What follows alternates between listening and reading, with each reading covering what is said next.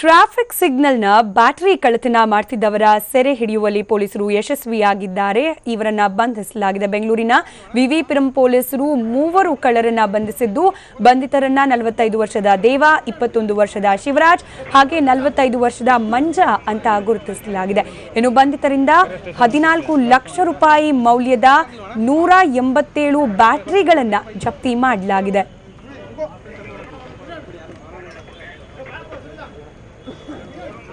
ಕಳ್ಳರು ಅಂದ್ರೆ ಸಾಮಾನ್ಯವಾಗಿ ನಗ ನಾಣ್ಯಗಳನ್ನ ಅಥವಾ ವಾಹನಗಳನ್ನ ದುಡ್ಡನ್ನ ಕಳ್ಳತನ ಮಾಡುವುದನ್ನ ನೋಡಿರ್ತೀವಿ. ಆದರೆ ಸಿಗ್ನಲ್ನ ಲೈಟ್ನಲ್ಲಿದ್ದ ಬ್ಯಾಟರಿಗಳನ್ನ ಕದಿತಾ ಇದ್ದ ಖದೀಮರನ್ನ ಇವತ್ತು ಪೊಲೀಸರು ಬಂಧಿಸುವಲ್ಲಿ ಯಶಸ್ವಿಯಾಗಿದ್ದಾರೆ. ದೃಶ್ಯದಲ್ಲಿ ಗಮನಿಸಬಹುದಾಗಿದೆ.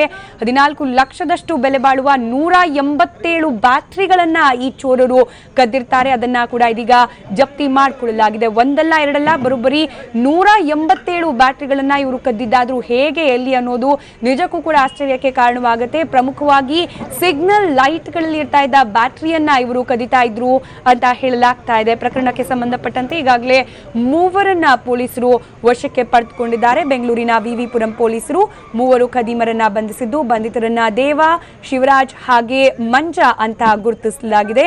14 ಲಕ್ಷ ರೂಪಾಯಿ ಮೌಲ್ಯದ 187 ಬ್ಯಾಟರಿಗಳನ್ನ ಜಪ್ತಿ ಮಾಡಲಾಗಿದೆ.